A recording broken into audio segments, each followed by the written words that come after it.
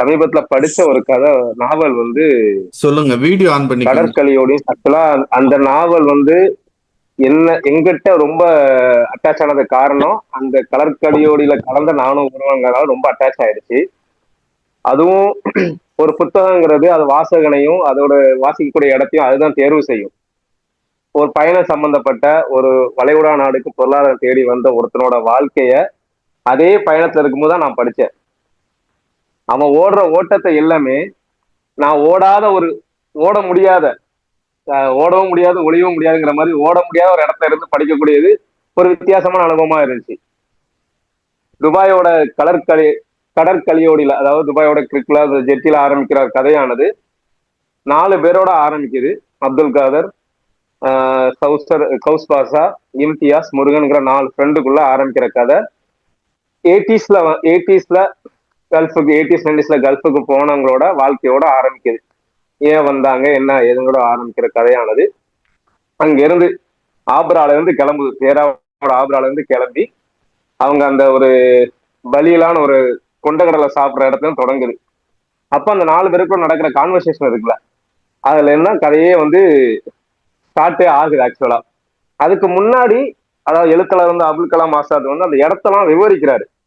அதாவது ஒரு ஒரு கதையோடைய ஒரு எழுத்தோட வெற்றி என்னன்னா, நம்ம வாசிக்கும் போது நம்மள அந்த இடத்த கூட்டு போகணும். இல்ல அந்த அந்த ஒரு உணர்வை நம்மளை உணர வைக்கணும். இதுல எழுத்துல இருந்து கடைசி எழுத்து வரைக்கும் அங்க நம்ம அந்த புத்தகத்தோட பயணிப்போம். ஏன்னா நம்ம புத்தகம் படிக்கல, ஒரு திரைப்படத்தை பாக்குறோம், ஒரு வாழ்க்கையை பாக்குறோங்கிற மாதிரியே அந்த எழுத்து கூட்டு போகும். ஸோ அந்த அப்துல் கலாம் தான் கதையினோட நாயகன். அவனோட வாழ்க்கையில் நடக்கிற அவனோட அலுவலகத்தில் நடக்கிற அரசியல் ஆகட்டும், அவன் சொல்ற ஒரு வார்த்தை, ஒரு ஒரு சந்தோஷ மீதிகளை சொல்ற ஒரு வார்த்தை என்ன வாகனம் வாழ்க்கையை எப்படி மாத்துது. அவன் வளைகுடாக்கு வரத்துக்கு முன்னாடி அவனோட வாழ்க்கை எப்படி இருந்துச்சு, வளைகுடா வந்ததுக்கு அப்புறம் வாழ்க்கை எப்படிலாம் மாறுது. அதை வந்து காலத்துக்கு ஏத்த மாதிரி ஒவ்வொரு ஏன்னா ஒவ்வொரு இதுவும் அறிவியல் மாற்றங்கள் வந்துட்டே இருக்கும்போது அதுக்கேற்ற மாதிரி தகவல் தொடர்பு சாதனங்களும் மாறிட்டே இருக்கும்ல, அது அப்படியே அதே போகுது. ஸோ அந்த அந்த வாழ்க்கை பயணங்கிறதுக்குல நம்ம இப்ப நான் ரெண்டாயிரத்துல கல்ஃபுக்கு வந்தேன். ஆனா 80s எப்படி இருந்திருக்குங்கிறத என்னால பார்க்க முடிஞ்சுது ஆக்சுவலா. ஏன்னா என்னோட ஃபீல் பண்ண முடிஞ்சு அப்படியான ஒரு நாவல் தான் அது. ஸோ பிரியாங்கிற ஒரு படத்துல தேங்காய் சீனிவாசனுங்கிற ஒரு டைலாக், அதுதான் வந்து கதையோட போக்கே மாத்துற ஒரு டைலாக், உன் பாஸ்போர்ட் என் கையில.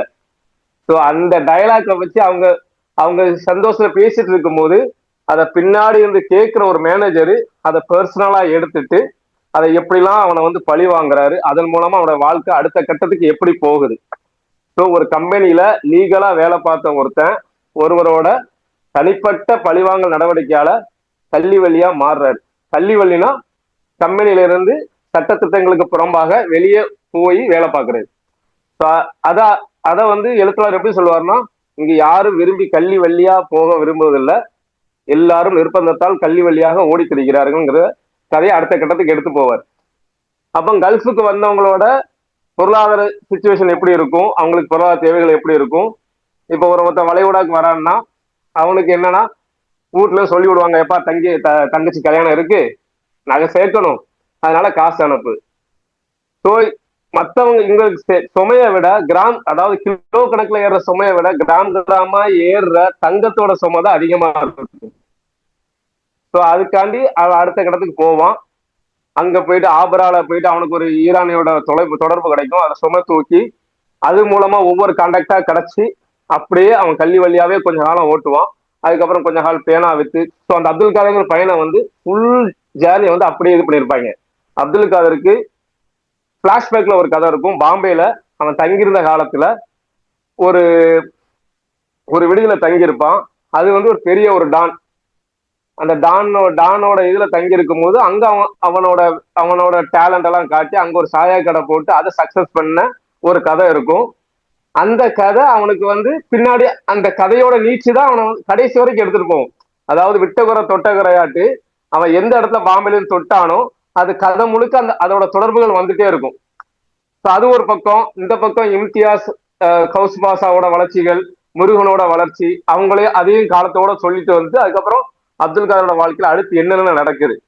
ஸோ அவன் கல்வி வழியா ஒரு 3 வருஷம் வேலை பார்ப்பான். அதுக்கப்புறம் இந்த இன்சமாம் சாப்புங்க அந்த மேனேஜர்கிட்ட போயிட்டு அவர்கிட்ட ஒரு மன்னிப்பு கேட்டு அந்த அதுல இருந்து எக்ஸிட்ல வந்து இம்தியாஸோட கடையில மறுபடியும் சேர்றது. ஹபீபி, இந்த ஹபீபி படம் வந்த நேரத்துல சொல்லணும், ஏன்னா ஹபீபிங்கிறது ஒரு மெயின் கேரக்டர் அங்க. ஹபீபி கார்மெண்ட்ஸ், இம்தியாஸோட இம்தியாஸ் வேலை பார்க்குற முதலாளியோட கார்மெண்ட்ஸ் வந்து ஹபீபி கார்மெண்ட்ஸ். அந்த கார்மெண்ட் தான் அப்துல் காதரோட வாழ்க்கையில முக்கிய திருப்பம். அவன் பொருளாதார வளர்ச்சிக்கும் அவனோட வீழ்ச்சிக்கும் காரணம் அந்த ஹபீபி கார்மெண்ட்ஸ் தான்.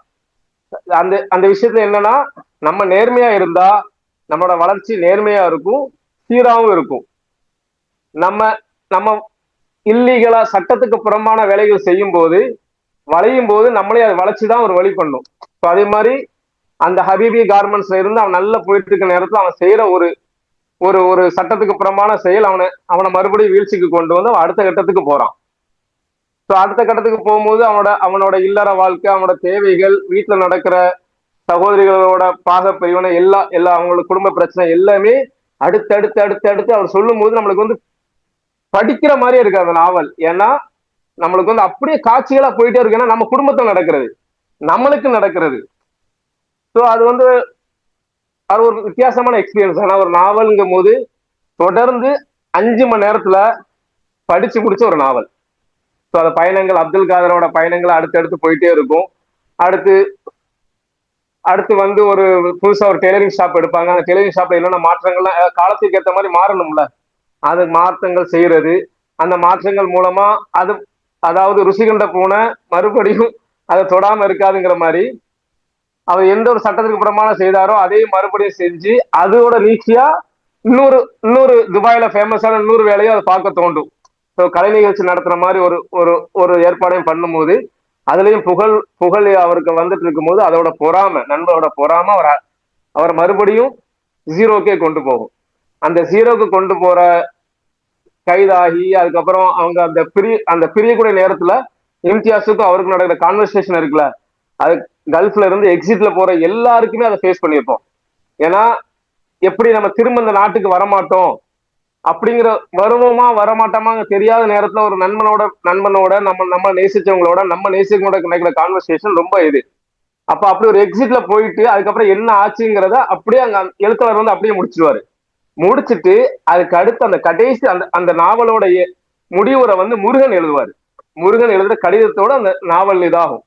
அடுத்து முருகன் எப்படி போயிருக்காரு, கவுஸ் பாசா எப்படி போயிருக்காரு, ஜிபி எப்படி இருக்காரு, இம்தியாஸ் எப்படி இருக்காரு, அவருடைய வாழ்க்கை முறைகள் எல்லாத்தையும் 80s ஆரம்பிச்சது 2018 காலகட்டத்துல என்ன நடக்குது, அவங்க எப்படி வளர்ச்சி அடைஞ்சிருக்காங்க, அதுக்கப்புறம் அவங்க 4 பேர் சந்திச்சாங்களா, அவங்க சந்திக்கும் போது என்னென்ன பேச்செல்லாம் பேசினாங்க, என்னென்ன கான்வர்சேஷன் நடந்துச்சுங்கிறத அழகா முடிச்சிருப்பாரு.